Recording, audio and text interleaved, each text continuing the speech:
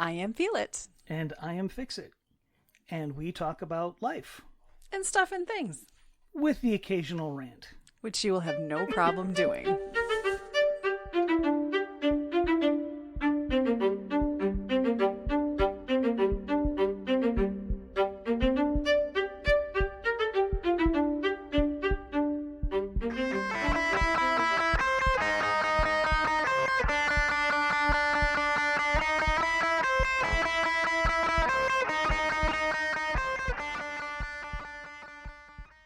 Good morning.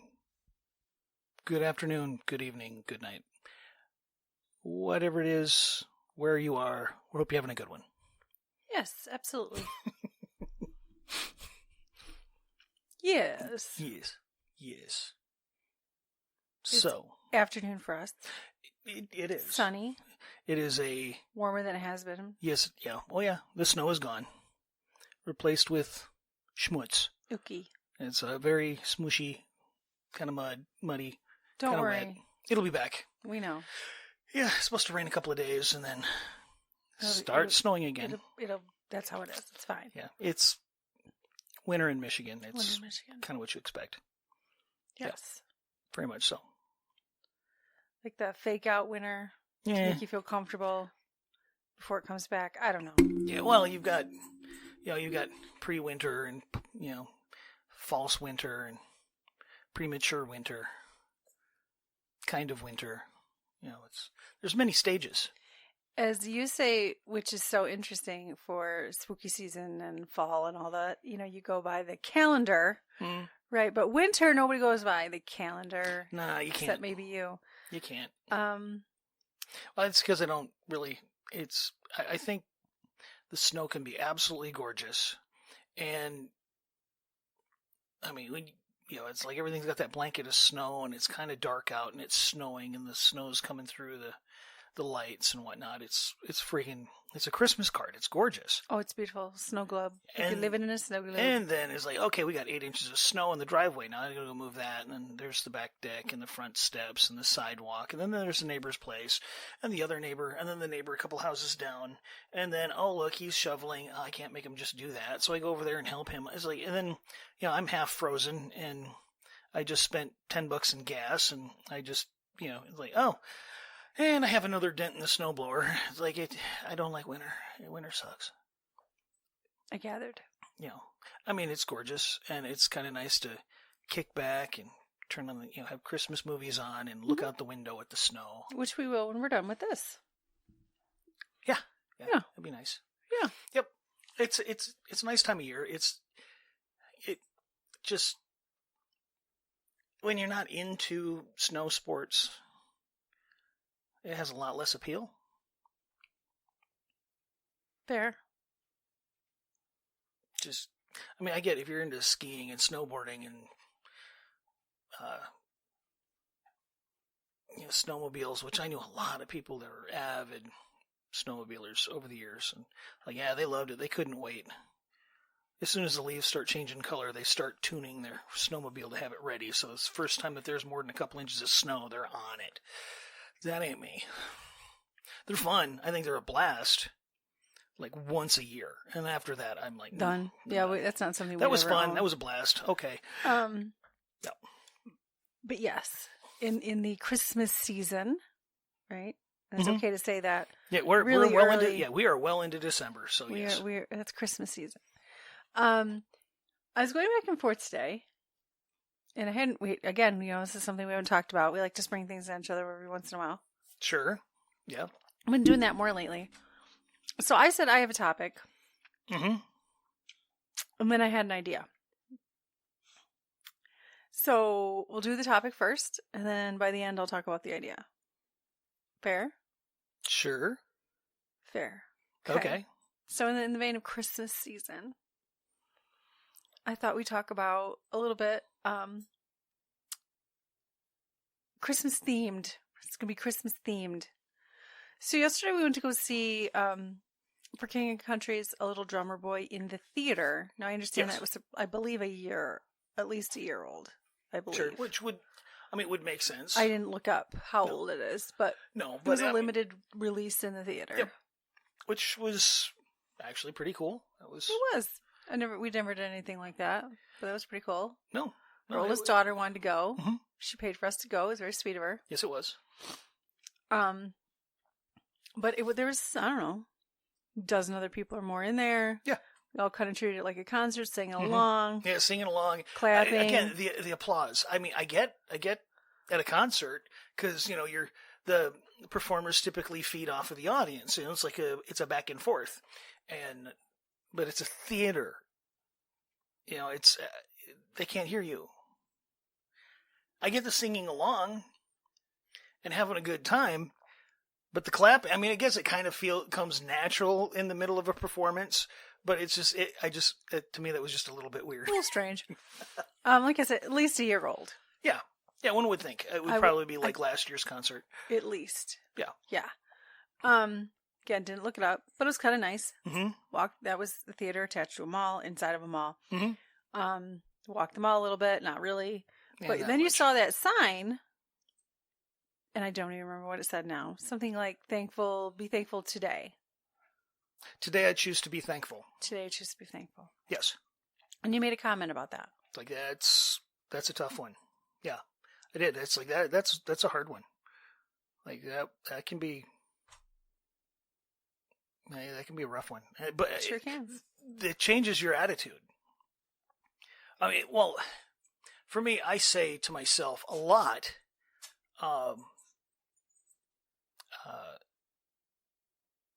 When I see, like people with really sick kids, or like post major accident, post major illness, or going through the throes of tragedy, or learning to cope with these catastrophic things. It's like I often say to myself, "But by the grace of God, go I." Just kind of of a reminder. It's like you. Not to let yourself get too separate from people going through stuff like that. Because the only reason you're not dealing with that yourself is because God said, not today. Not today. It's like, that's not the cross you have to bear. And it's, by God's grace, that's not me. So it helps keep some of my personal attitude in check, I guess. But yeah, I saw that sign. It's like, that one can be. Gratitude can be a rough one. Yes, it can. I encourage it. Mm-hmm. With every client. Yes. But it can be. But it is often a very hard path to follow. And this is the time of year where it's like harder than most. Mm-hmm. For a multitude of reasons. Sure. We've talked before about A Christmas Carol a little bit, like your love for the different versions. Mm-hmm. We've already watched one version. We have so many more to get through. Yes. And we don't watch them all. Some of them are really, maybe like 4 or 5. Yeah, there's like a half dozen of them that I'll watch with any level of consistency. And It's a Wonderful Life. Mm-hmm.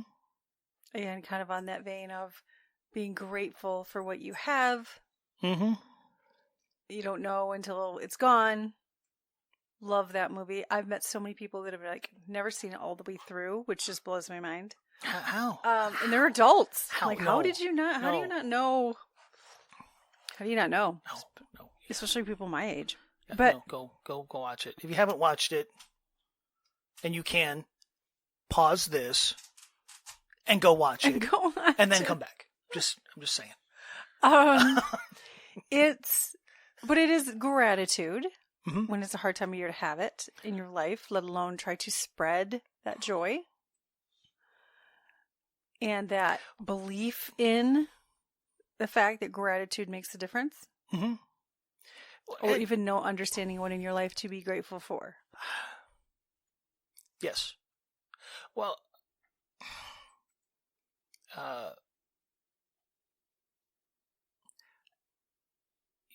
this is, okay. I will never say that Star Wars is a good philosophical movie, because they get a lot of things wrong. But there was a line in episode 1 that is like, be mindful. Your focus determines your reality. It's true. And in a lot of ways, sure. I mean, I think honestly though, it's more reality is what reality is. You can't change reality. You can change how it unfolds in the future, but you can't change reality. Reality is what reality is. But what you focus on becomes your perception of that reality. And it's, you could have, and I've seen something similar to this in relation to comments on relationships, where, you could be, going through your life, things could be 80% perfect. Well, the 80% perfect you forget about really fast because of that 20% that isn't perfect. Because you're focusing on the 20% that isn't perfect. And people tend to, most people. In connection with relationships, it usually means that you start looking around and go, well, that 20% that I'm missing, that isn't what it could be. You see it in somebody else. And you trash your old relationship and go to this new relationship with that person that has that 20 you didn't have before, never realizing that that's all they have is that 20%. So now you're 80% in the hole. It's that was really complex what you just did there. Well, but if you think about it, it's like you're so focused on that piece that you're missing that you forego everything that you have to get that piece. And then you realize that what you had to let go of was so much more valuable than what you just got a hold of. Because a good 80% might be, you might be looking at that great 20%. But you let go of that really good 80%. You're still down. You're 60% worse off than you were before. Even if it is a great 20%. Well, bring that back to the being thankful. It's really easy to get focused on that 20% that isn't going great, or that 5% that isn't going great. When, okay, what about the 80 to 90 to 95% that is good? It's like you're focusing on the thing that isn't, and by all means, focus on that with the intent of, can we make that better? Sure, great, that's awesome. But never forget about the good 80%. You don't want to sacrifice the great, the good majority that you have for that little bit that isn't so great. That you want to, don't ignore something that's not good for you or not healthy or what have you, that 10, 15, 20% might be. But be certain that you don't forget about all of the other things that are good. It's kind of the flip side of, the grass is always greener on the other side. That's because the other side is getting watered. Yes. Yes. Yes. Well, I wanted to keep, you got my gist. You know where I'm kind of going with some of this. So, you saw that sign. We went to that concert. Of course, it ended with that advertisement for like a documentary that's coming about for King of Country. Which looks pretty... It's interesting. I will definitely be watching that.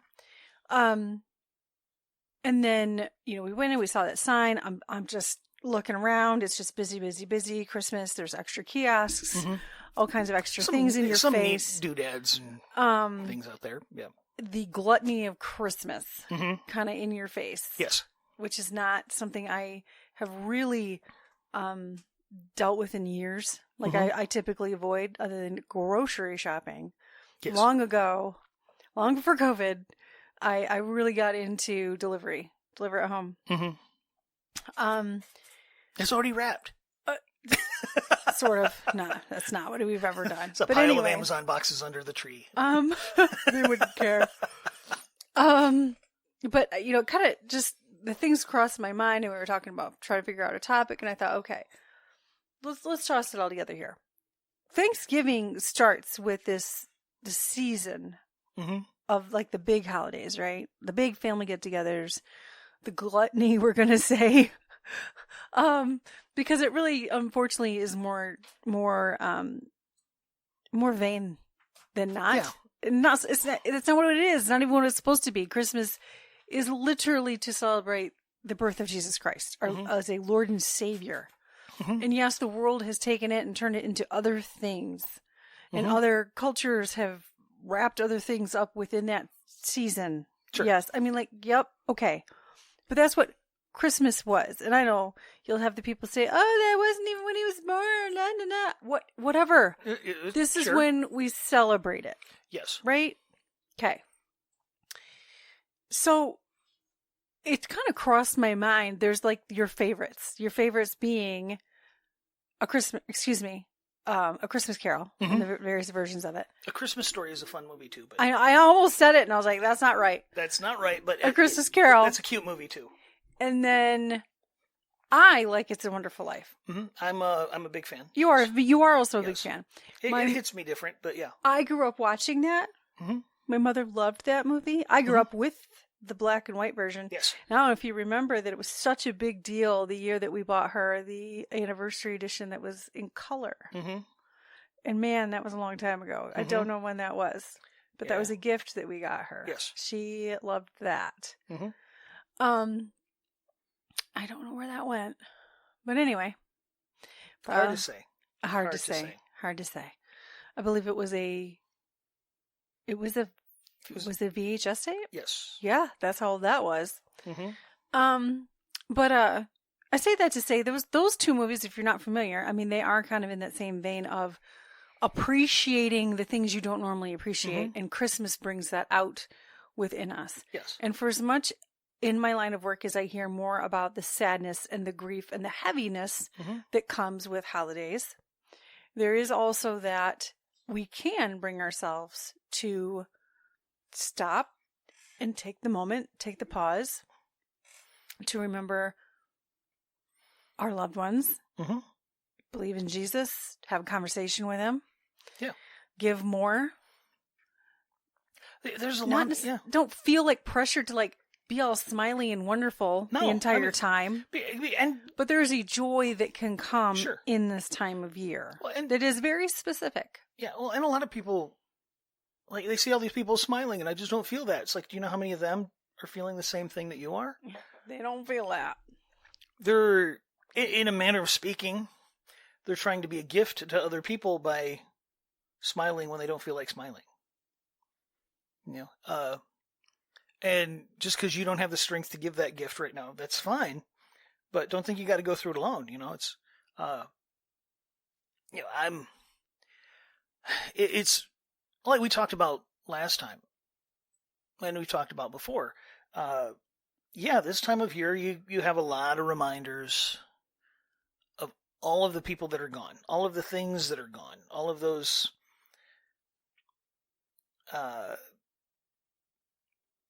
those traditions, not necessarily traditions, but the people that were involved in those traditions, they're not around anymore. You know, parents, grandparents, cousins, aunts, uncles, all of that. You know, it's, as time goes on, there's fewer and fewer of them. And if they're attached to those, you know, there were seasons of getting together and being family and go, well, those are gone. I mean, those people that did that, they're not around anymore. So yeah, there's a lot of, you're reminded of the loss. And it's really easy to get fixated on that. And then, like, if you're like me, and you're not a snow guy, you know, you're not into playing out in the snow. All of the things that you would like to do, you can't do because there's a bunch of freaking snow on the ground. Or the roads are absolute garbage. Yeah. And you can't get to where you want to go. So you've got not just the law, you're reminded of the people that aren't around. And the get-togethers that aren't going to happen, and the good times that can't happen. And the loss of the things that you would like to do with your time. Like, yeah, it's really easy to get fixated on that. But if you really step back, and take a look, there's almost always so much that you can just say, thank you for. Mm-hmm. And if you, it's like, yeah, you know what?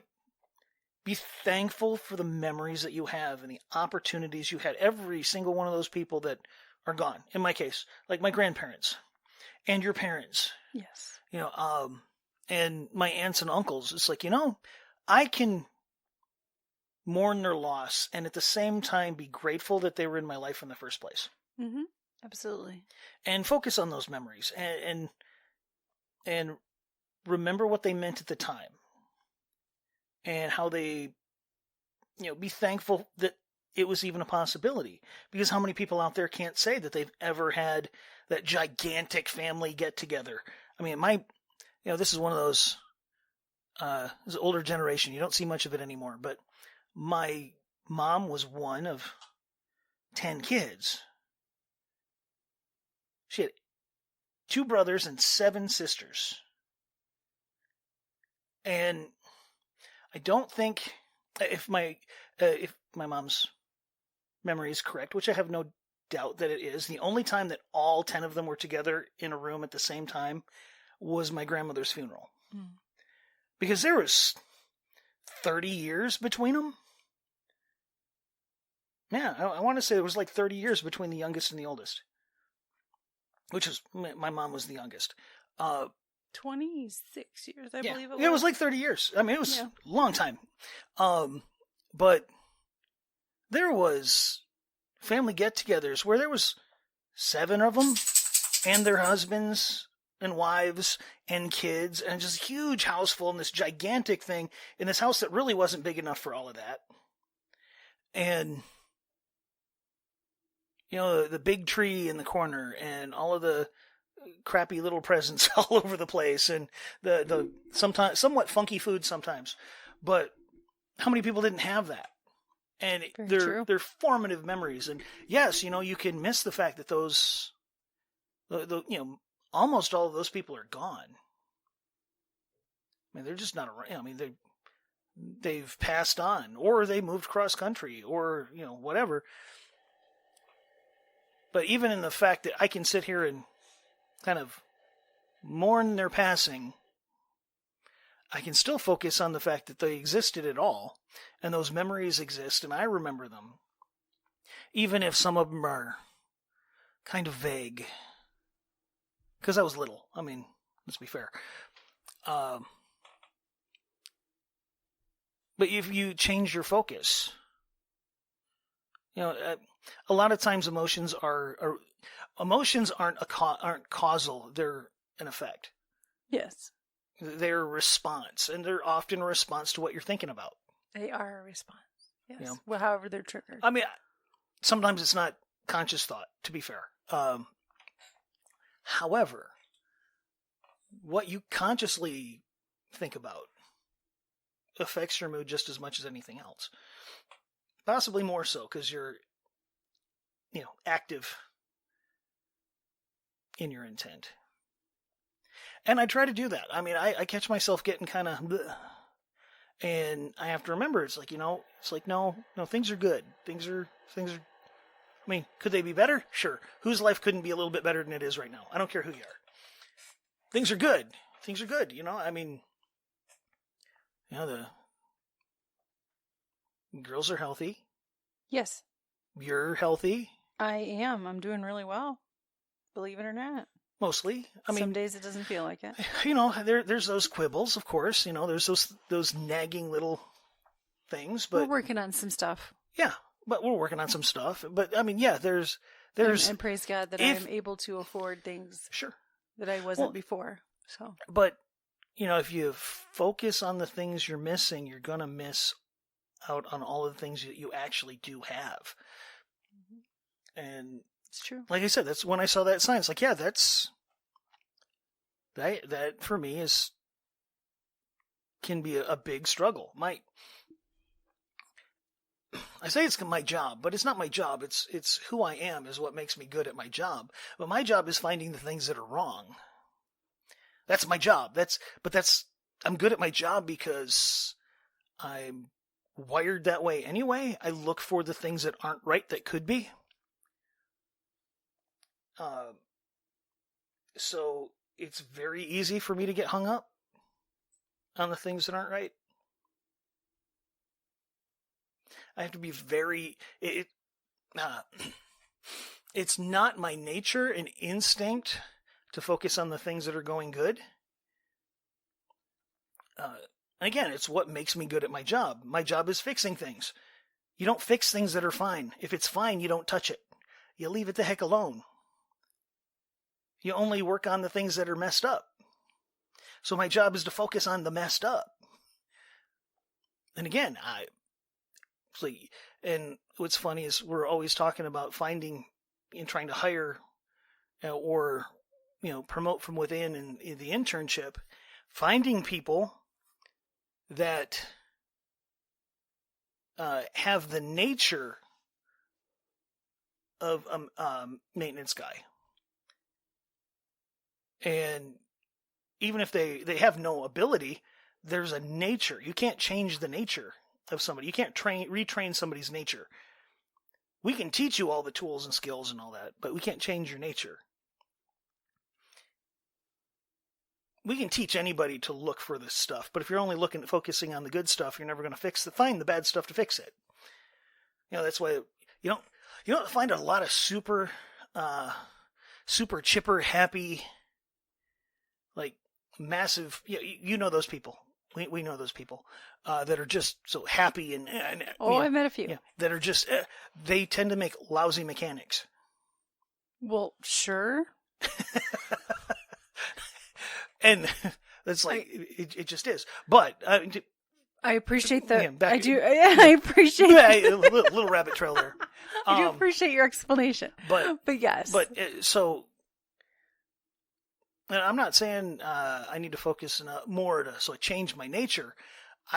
It's more I need to be active in gratitude, because it's not natural for me to find things to be grateful about. It's, my nature is to find the things that aren't right.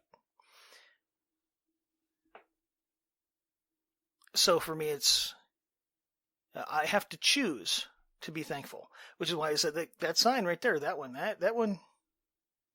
is like, that's a good one. That's a good one. And I know it's not just me. And gratitude is not joy. No. Gratitude isn't even something that it could come naturally, as you're saying. Sure. Sometimes that really is a real concerted effort. Mm-hmm. And for some people like yourself that don't have that natural inclination, it's going to be harder. That our dog is in with us, and she's just, oh my goodness. She wants attention. It's easier than having her outside scraping out the door or eating trash or whatever she was going to try to do, because she's definitely squirrely today. Yeah. Anyway. Yeah. Because it's interesting, when I was growing up, I didn't entirely appreciate the movie It's a Wonderful Life for what it is. And if you haven't seen it, yes, I do encourage you to see it.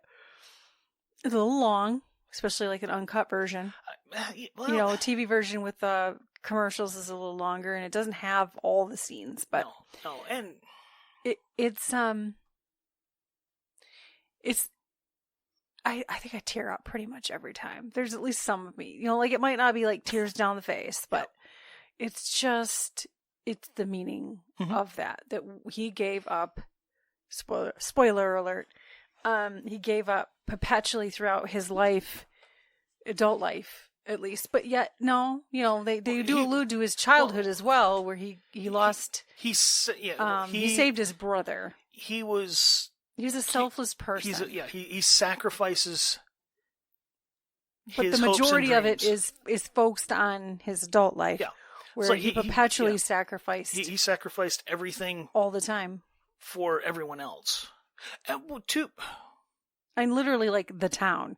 Yeah. So it wasn't just like his family. Yeah. It was the town. Yeah, it was the town. Yeah. Yep.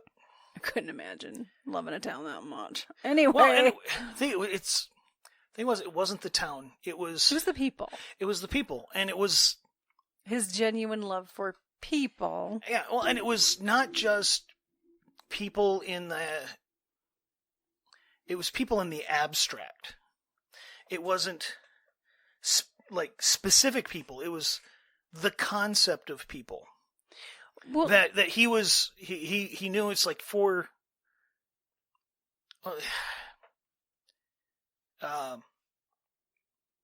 it happens during World War II. World War II? Yeah. World War II. Yeah, World War II. Anyway, in the same, he sacrificed himself in the same way that like a soldier is like, okay, I'm in a because position. he couldn't enlist. Yeah, well, he couldn't. Yeah, that is that's addressed. part of it too. But in a soldier would, sacrifices himself, puts him in a position where he could die for the benefit of troops that he's never met, for the idea of those troops. And it was the same kind of thing. He sacrificed his hopes and goals and dreams for people he didn't know that had no real effect on his life other than he just knew, I gave up for these people. It's like I gave up this and I gave up this and I gave up this and I gave up this and I gave up this. And it was all for the concept of people having a better life than what they were going to have if he wasn't there. And the whole time he never saw the effect that he had on other people, which is the whole premise of the movie. The whole premise. And then stuff happens and it becomes he becomes extremely aware of the effect he had. And yeah, and that's the premise of the concept of the movie. I don't want to go too deep into it because spoilers. You gotta see it. You gotta see it. Well, and there's this scene in particular where he does give a substantial amount of money away. Mm-hmm. In that it's he actually like gives it to that building and loan that he is running. Yep. But that money was his. That was meant for his honeymoon. Well, he scrimped and saved, and it was originally to go to college. Yeah, it was originally to go to college and then travel the world. And travel the world and do all this stuff. And then that didn't happen. And because he had to... There's all the things you'll see in the movie. He had to sacrifice for people. But then he gets married. And then he gets married, and they're going to go on this big, extravagant cruise and do all of this traveling that he's wanted to do his entire life with his new wife, who was Donna Reed at 18. I mean, come on. I mean, at least, 8, however old she was in the movie at the time. 18, 19, whatever it happens. I don't know. But, and that's when, kind of the Great Depression kind of the stuff happens. And banks start shuttering their doors because, the bigger banks call in all of their loans. And so all the little banks are going, I have no money. And if a bank has no money, when the giving people away want details again. Yeah. And he takes his personal life savings that was going to start a life for him and his new wife, and he gives it out for the benefit of people in the abstract. Because without a thought. When you're watching it, it's without a thought. And he actually forgot he was married. Yes. Well, which is a funny, it's a funny scene. It is, but the part that gets overlooked, I think, it's really easy to do because the movie's about him. In the end, the movie's about him. It is. It was his wife's idea. She pulled out the money and it's like, how much do you need? And he didn't hesitate. Well, no, and he didn't hesitate. It was the fact that she didn't either. That's true. I think that's a lot of times it's really easy to miss that he was lucky enough to find somebody that had the same heart. She expressed it in a different way. But if you follow it along, they start a family, big family, and he sacrificed his hopes and dreams for others to an extent that's just almost irresponsible, to be fair. And she sacrificed hers to a degree, but she changed her focus. So it was no longer giving up. It was, this is what I get to do. And they don't focus on her. It's not like she actively says that, but it's like, okay, instead of doing this round the world kind of cruise and dining in Paris and seeing Rome and doing all of these things, okay, I gave that up for others. So that you could, I gave it to you so that you could give it to others. So she finds a busted up old house, spends her life fixing it up and creating a family and a support system and a structure to allow him to keep going. Because you can only do that so long. You can only give up so long for so much before you're done. It's just life will chew you up and spit you out. But she had that. She had that same kind of sacrificial, but with gratitude. What was the difference? Yeah, gratitude. She had a gratitude. It's like, I gave it up because I can. He still was stuck in the, I gave it up because I had to. And I think that's the actual turning point at the end of the movie, is that he joined her. I can see that. It's like, it wasn't I had to give it up. I got to give it up. I would still like to think he finally got on that dang trip, though. See, and I know you'd love talking about that movie. I love that movie. I mean, there's in all honesty, that movie, same thing. The end of that movie chokes me up every time. Every time. Love it. Differently. It's like definitely different. Now, I would be remiss to not point out that I also grew up in the Dana Carvey era. Oh gosh, yes. Where the Frank Lloyd, the Francis Ford Coppola's lost hidden ending of It's a Wonderful Life. It's a Wonderful Life. Oh my gosh, my gosh, and I feel terrible that the name has flown out of my head. I used to see him pretty regularly as like a Fox News advisor kind. I can't even, words are escaping me. He did the Saturday Night Live News Forever, and he was in that skit as well. Mm-hmm. Cannot think of his name. Feel terrible. Absolutely terrible. It'll come to me way later. Yeah, I'm drawing a blank. Kevin Nealon.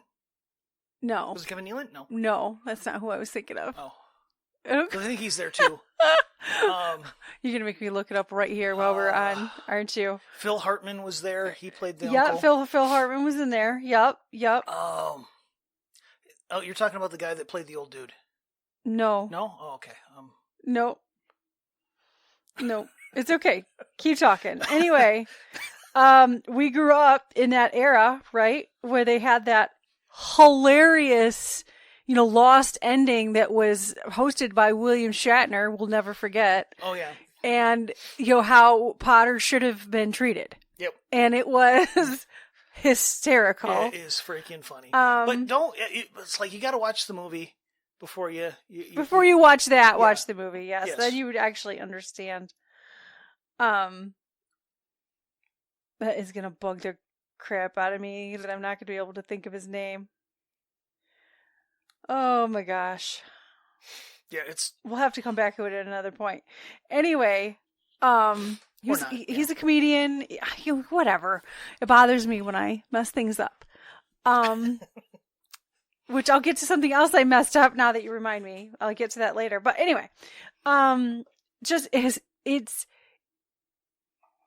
I've seen different things over time. I actually sent you a link not long ago to a podcast that was about It's a Wonderful Life, but it's like the dark side of it and the making of it and all the stuff in the background about it, because it wasn't meant to be a Christmas movie and all that stuff. And yeah, those things are out there, but it's the meaning of the movie, which is trying to instill then the meaning of the season, right? To have that out there so that you can think more of your life and of yourself and the sacrifices, and that has meaning beyond what you're going to see in the moment. And sometimes it's cumulative, where it came to a point where an entire town came to his rescue because he spent his life giving for them. They did not hesitate to give for him. Yep. It was one of the things about it that he never I don't know if it wasn't that he'd never acknowledged or he never felt like there was a gratitude for everything that he did. Because being sacrificial is not hard. It's in and of itself. It's not a particularly difficult situation to find yourself in.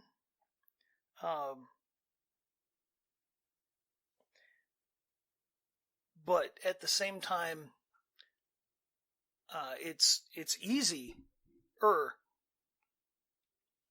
when you know that the people that you're doing it for appreciate it. I was like, hey, it's like, and he felt appreciated in that moment. At He finally saw that. At the end of the movie, felt it. He had a literal representation to him of the gratitude. Very countable. So it was, no, that one's a good. It's just that meaning. Dennis Miller, by the way, it's Dennis Miller. Dennis Miller's. Yeah, he's Anyway, there's some other names there. He plays his younger brother. Yeah. Yes. It comes back from the war. Yep. But I knew it would come to me. So sure. Again, the point there just kind of being good movie. Good essence of there's a lot more depth to it than the simplistic little Christmassy movie that people want to. Yeah. And so much out there about it. But then again, it's a Coppola movie. There's so much potential there. And then A Christmas Carol, yeah. Everybody knows that's just, there's so many different versions of that. And the meaning of that, of course, in the same vein of It's a Wonderful Life, that change can come because like It's a Wonderful Life, where he was miserable, the main character's miserable the majority of their life, that was Scrooge, right? Yep. Different encounter, different circumstances, but the same premise that when your eyes are opened, you can't help but be changed. Yeah. Well, and in A Christmas Carol, I think one of the, and I don't know, I'd have to reread the original to see how it plays out. I haven't read it since high school. Actually, it might have been junior high. Anyway. Doesn't matter. Good grief, junior high? Oh, man. Yeah, that was a while ago. But when he was the ghost of Christmas Past, and he sees all of the kids he went to school with, and then his love interest, and then the end and dissolution of that relationship, I think and he gets mad about it, and he quit, why tormenting me, why you got to torment me and all that. And I love how it's phrased in some of them. In all honesty, I love the way they did it in The Muppet Christmas Carol. It was, I think, just the perfect way of putting the line. And it was like, the things are what they are. Because they are what they are, don't blame me. It was kind of it's like, oh, this is tormenting to you. That was your life. That's what you chose. Those were all your decisions and your actions that did that. Wasn't me. And in that moment, I think it was the first time in decades where he had to acknowledge the fact that he was miserable. For the first time, he saw himself as a third party, and realized, wow. Book? Well, no, in the movie. I don't know.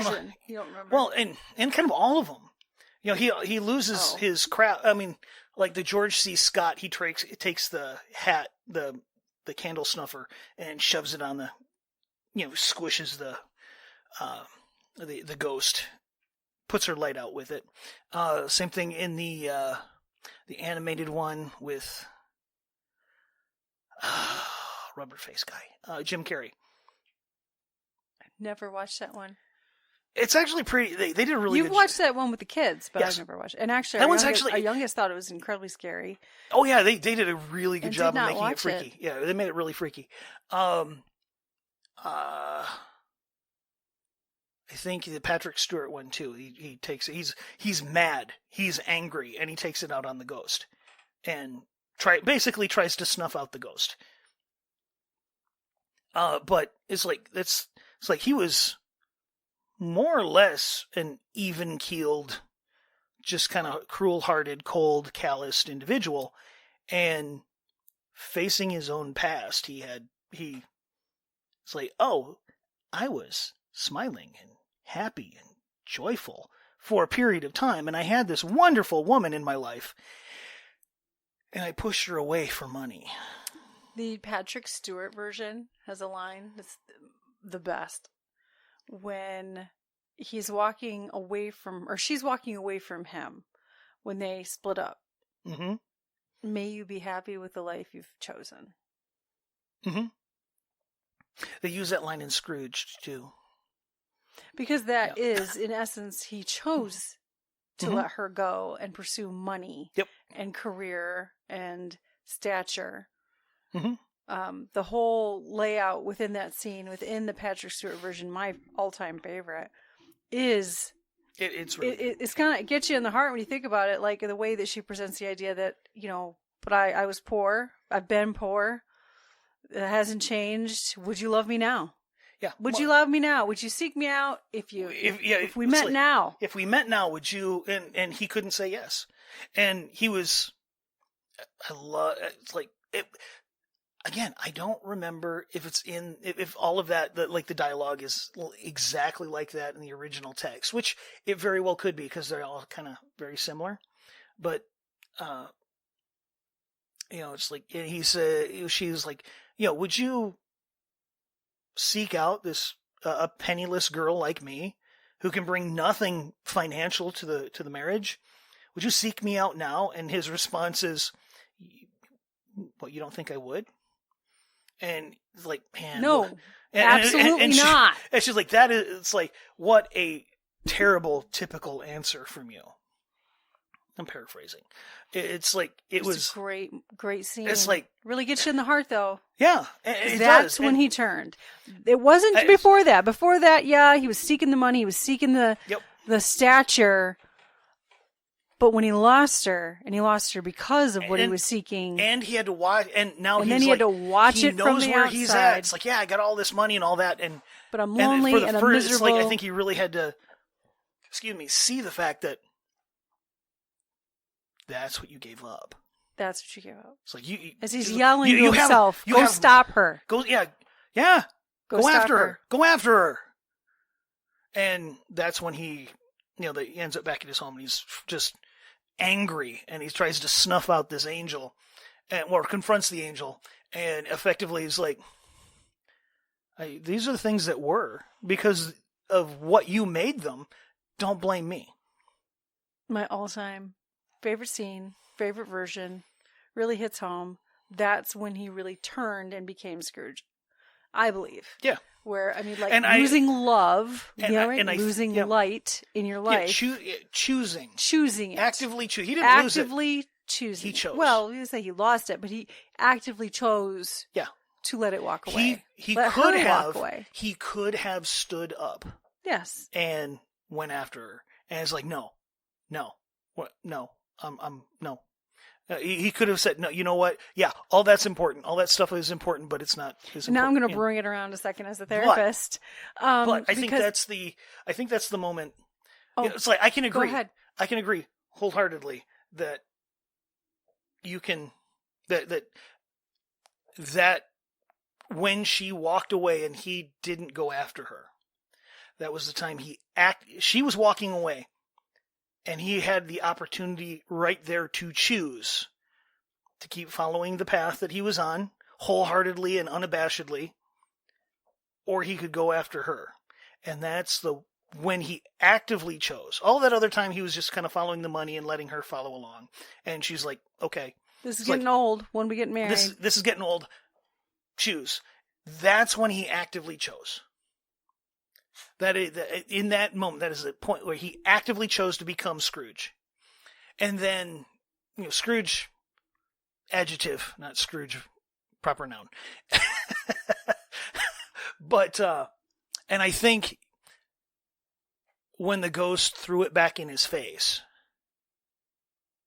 is when he first truly felt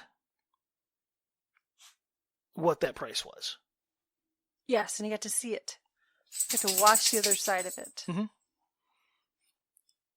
Oh, I thought you were going to advertise it. I will. Because they can't see what you're doing. No, I'm giving you a swig. Giving you a swig because it's really good. Just one of my favorites. Tiny little drop. Go ahead, do the shout out before we end. Okay, shout out. Okay, not another. This is one of those not a sponsor moments, but we hopped over and picked up a few things, and I walked over to the cooler and picked me up Sprecker's grape soda. I'm just saying, love that. I'm a fan. Mm-hmm. I mean, I could live without the artificial coloring, but I'll live with it. It's like I would drink way more of this if I could get away with it. It's excellent. If you like grape sodas, hit them up. They're outstanding. And if they, hear that and they like, oh, thank you, here's a case. You can send an email to feelitandfixit@gmail.com, and I will send you my address. Just saying. Christmas is coming. I'll be grateful. That's great. Just saying. Anyway. But we've only gotten through when I was present, one version so far. So I know we have more to go. But as a therapist, I want to point out before we wrap up and drift from that, it's kind of, those are the turning points in the moments when somebody realizes that loss, the choice to give up something, the choice to do something that's going to cost them, and then the repercussions later in life and the misery it causes, the issues that it causes. Very often, I guess you could say, I'm going to get all technical. I don't have words. We should be doing this when I can't speak. It's more interesting that way. Is it? Just saying. I get to be ghost every once in a while, right? Because I'm walking people through their past. I'm walking them through, and I'm helping them look at what the choices they were, what they've done. Okay, do you want to change your mind now? Yeah. Well, and when this happened, and you kind of that is the premise of the movie, right? It takes 3 ghosts to get there, but 4 if you count Jacob, which again, people have too much time in their hands. If they make up all these things, and I've read so many over the years about different thoughts and things, and anyway, oh my gosh, you'd think I hadn't slept. I just wanted to throw that out there. I don't know which ghost I am, but I get to be ghost of Christmas past. Well, past and present, because you haven't hit that omniscient phase yet. I'm not omniscient yet. I don't think I want to be. I can't say that I would. No, I'm ghost past and present. I don't think I should have both roles, but that's just kind of how it happens. Well, I mean, I think to a degree that's a role we all have. We can all analyze our past and take a look at our present. I think, and I get, there are things in life that you have no choice over. You just don't. I mean, sometimes things happen to you, and we're not talking about the things that happen to you. No, the premise of that movie, he absolutely chose. Well, he absolutely chose. But I mean, even in those, a lot of famous life coaches and stuff, they'll have something in their repertoire that's similar, that it's, life happens, but the things that happen to you are 10% of the equation. The other 90% is what you choose to do with it. I would say in most cases, you have a car accident, somebody T-bones you and you lose a leg. You do have, there's a level of, you get to choose what you do with it now. It's like, okay, you lost a leg. Are you going to spend the rest of your life bitter, or are you going to find a new way to move on? I'm going to say that's more than a 10%, to be fair. That's going to be more than, it's going to be like a 50%. It's like, okay, now everything's off track. Everything, your whole life has now been shuffled. But in a lot of cases, I would say the majority of the things that happen down the road are based off of your reaction, how you respond to those things in your life. Yes. As much as anything else. So if you're in that position, it's like, well, what choice did I have? There was a choice. There's always a choice. And it might not be a choice of what happened to you. It's a choice of how do you respond to what happened to you. What are you going to do with it now? Like you were abused. Yep, you were abused. You had no choice in that. You were a victim. But then you choose how you react But to it. now you get to choose how are you going to respond to that. Are you going to let that victimhood define you? Or are you going to let the fact that you have decided to strive and become more define you? And that's an active choice. And we're going to bring that back to, as we end the Christmassy stuff. Yeah. Carol thought thing there. Well, and I think because he chose to pay better and provide differently and become closer to the family than Tiny Tim lived. And Tiny Tim left, yeah. It's weird what even 18th century medical knowledge and food. Food. I'd be willing. He was just massively vitamin D deficient. Did you see that kid? There isn't one version that vitamin doesn't D have a and really C. bad It's like, looking kid. Oh yeah, and almost always horrible teeth. They do a good job with that. Yeah, they do. But I think they did a phenomenal. But the choice, the George C. Scott, that kid looks horrible. Okay, he did an excellent job. It's like, and I know it was because he was too big to still have his baby teeth, and he still had his baby teeth, so these tiny little freaking teeth and his normal sized mouth, and it was just, it was very creepy. Anyway, they made him look bad, and he was a very good little actor too, I might add. But he's probably grown on to do wonderful things. I can't.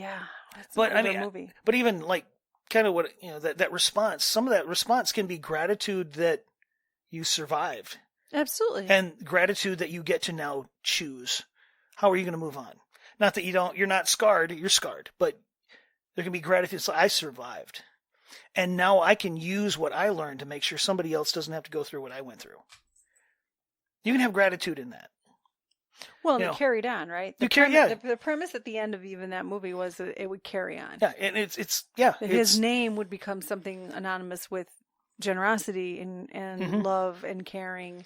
It was in that, well, okay, in A Christmas Carol, it was a change of focus. He was focused on the money being the end all be all, and he was forced through observing his life and the world around him, his past and everybody around him, that what he was really looking for had nothing to do with money. That what he really needed had nothing to do with money. It's like he had all the money in the world, and he was living in in the book, he was living in this big house that he inherited in one of the servants' rooms, which is one of the smallest rooms in the house and he boarded everything else up because he'd only have to heat the one room. Yep. And he had a housekeeper, so she would cook a little bit of food, leave it for him on the fire, because he was only there for dinner. It's like he was barely ate anything, which is why I think the George C. Scott one is kind of ridiculous. And the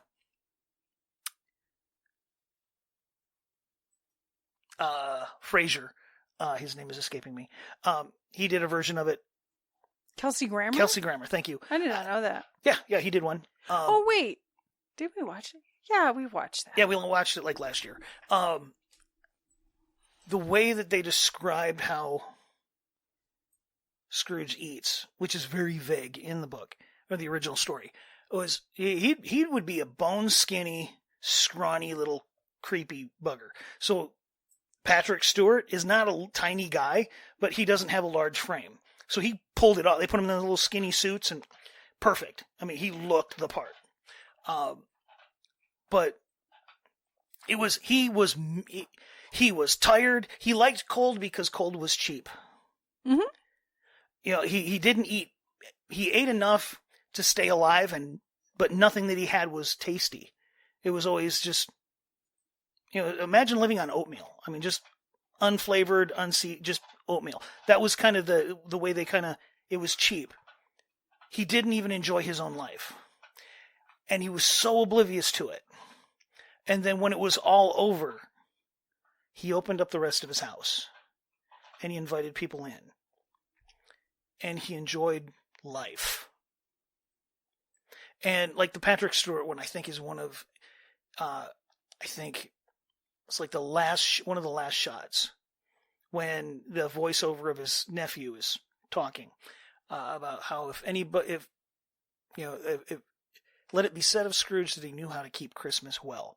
It shows him sitting back and drinking a little bit of like a port wine or something out of a glass, like something that wasn't cheap. It was an indulgence that served no purpose. And I think that was just that he's no longer, it's no longer the end all be all of scrounging every penny, being a Scrooge. And it's enjoy life with friends and family. It's like, it's the people in your life that matter more than the money. Money is a good tool, but if it doesn't get you if it doesn't benefit you, and if it doesn't benefit others, then what was the point? It's like that. And that little moment of him sitting, he's got a big roaring fire in this new stuffed chair, and he's kicked back, and he's enjoying it, and just having that little drink. It's like there's that is the exact opposite of who he was at the beginning of the movie. Yes, and it's like it's my favorite version. It's that moment of change where you can see the person at the beginning of the movie wouldn't have done any of that. And they say that you see that more often with Christmas movies, and there's all kinds of different versions and variations of that premise. So many. Because it's that time of year. It's a time of change, right? Mm-hmm. That it's people a time of change. need the charity. It is the time to give. Mm-hmm. It's the time that you see so many advertisements for need for donations and fundraisers and events and. Well, and I think all of that stems from the concept of Christmas itself, is the time of giving. Well, it was someone who didn't have to, by any real stretch. It's like, theoretically, didn't have to come down, become human, become a gift for mankind, so that mankind could be better. And what did he get out of it? Essentially, what did he get? It was true, total self-sacrifice for the benefit of others. It's true. And I think that's kind of the idea behind all of the gift giving and all of the other stuff. It's like, and the time to be charitable and to remember other people, because that's the point. It's about giving what you got. Even if it's not a lot. Even if it's not a lot. You give what you have. God knows. You let go of the stuff for a little while. And give it to somebody who might need it. I think that's the idea. Anyway. I know, we could go really heavy into that. We could. But that's just kind of some Christmassy stuff I wanted to bring up. Sure. I'm good with that. My two favorite movies that have a very similar theme, and it kind of made me yesterday when we had gone to that like concert. Die Hard and National Lampoon's A Christmas Vacation. See, I just finally watched Die Hard yesterday for the first time in my life. I have never sat down to watch it. I've heard all these years, oh, it's a Christmas movie, haha, yeah, just like Lethal Weapon. Mm-hmm. It happens at Christmas. And I get it now. I get the Hans Gruber things. I get the things I've heard, the jokes, the stuff. It's just, it was funny. Okay. All right. What I expected, so to speak. But that was kind of the joke in the house that I finally broke down and watched it. It's a Christmas movie. Now, National Lampoon's, no. But It's a Wonderful Life and A Christmas Carol. You love A Christmas Carol, and you love It's a Wonderful Life. Yes. Now, National Lampoon's, I mean, man, I've sat down in the Christmas and July marathons that certain channels will run. I've sat down and watched that before because it's hilarious. Mm-hmm. And I don't care who you are. The most, faithful, biblically based Christians I have ever met when they get angry, they got some rants coming out. If it's coming out, I've seen it. I've heard it. I've seen it. Well, that person that has kept a lid on it, when you pop the cork, they're Clark Griswolds. Yeah. Deep down. We all have Christmas. Deep down. We've all got it. We all have the potential it's in there to be somewhere. Clark. Yes. It's in there somewhere. You get mad enough, it'll happen. It's usually at Christmas. Or either you pop like Clark or you kidnap like Cousin Eddie. Right, because you're just ignorant. Okay. Anyway, yeah. All right. Now, as we continue to, go through our season and watch our Christmas shows, we will get through the list. But yes. I did want to come back to something. I don't remember exactly how I'd put it. I didn't listen to it again. But it came to me that I know I said it wrong when we were talking about seasonal affective disorder. I actually went back to the DSM, the Diagnostic and Statistical Manual of Mental Disorders, which is what mental disorders are, the criteria to prescribe that for an individual. It is now, and this is different over time, right? But it is now classified under major depressive disorder. It's called, so it can be called seasonal affective disorder is classified as a type of major depressive disorder with seasonal pattern. So I know it's all technical and all that crap, but I just thought I'd point that out, that it's actually it's depression that happens during a season now. That's kind of how they classify that. Yeah, which can be improved through sunlight. Just wanted to toss that one out there. Yeah, again, it's just to be a little bit more clear since I am a mental health professional. Well, which I can appreciate that. And as the layperson, and you changed the name, you didn't change the problem. No, absolutely not. They just changed what they categorize it under and how they code it and all that kind of crap. Yeah. But anyway, most doctors, most primary care physicians, or any doctor of any kind that suspects that an individual has a mental health disorder, they're going to have their quick little check thing that they're going to know how to do. And then they're going to recommend you to get a therapist anyway. And I've had a multitude of clients in that fashion. So that's how that should work, really. Primary care might be able to handle some things, but not everything. And, okay, just like I got to stay in my lane too. As I always say, I am not a medical professional, but. So anyway. Yes. The other thing I wanted to bring up, which we had not talked about at all, is whether or not we're going to take a holiday break, because we've been going back and forth, but changing our day, maybe even to change our upload day for our episodes, whether or not we take a holiday break. I can tell by your you probably want to talk about it. No, I'm we're fighting with life and stuff and things that it seems to have been more and more difficult to figure out how to get it recorded by Saturday to have it ready on Sunday morning, and now we're usually a day behind. And it doesn't matter because it's just us, and we do this just because it might benefit somebody somewhere and listening to us rant. Unless Spreckers wants to send us a case or two, then we can prioritize it a little higher.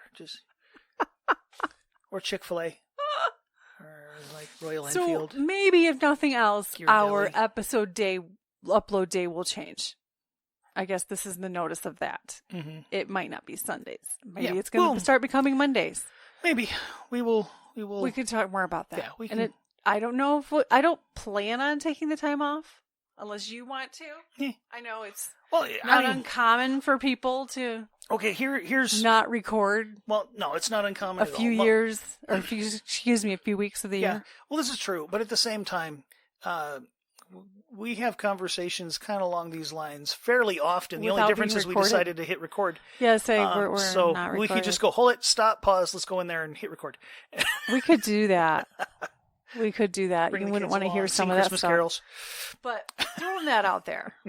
As the holidays come up, and we try to figure out how to get. We're open to feedback, by all means. Oh, email. Sure, absolutely. Yeah. Like we don't mind that. No. Look, we want that.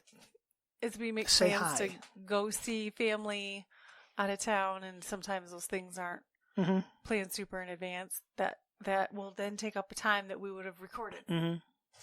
Well, and yesterday we left the house at 8:30, like 8:30, and then we didn't get back home until in the evening, and it's like Yeah, we're not doing that. And we didn't even get all the things done that we talked about getting done because it's just not how the day goes. Nope. But it is not how the day went. Anyway, wanted to throw that out there. Yes. So, okay, now that I said those things, we can end. Okay. All right. You sure? I'm sure. You positive? I am. I got other things I need to do. You seem uncertain. Nope. Oh, okay. Sure. All right. Did you want to say goodbye, doggy? No? Okay. All right, then. So, I'm Fix It. I'm Feel It. We hope you join us in the future. Until next week. You all have a great one. And Merry Christmas. Well, Merry Christmas, but we got a few weeks left for that. Still, it's Merry Christmas season. Yes.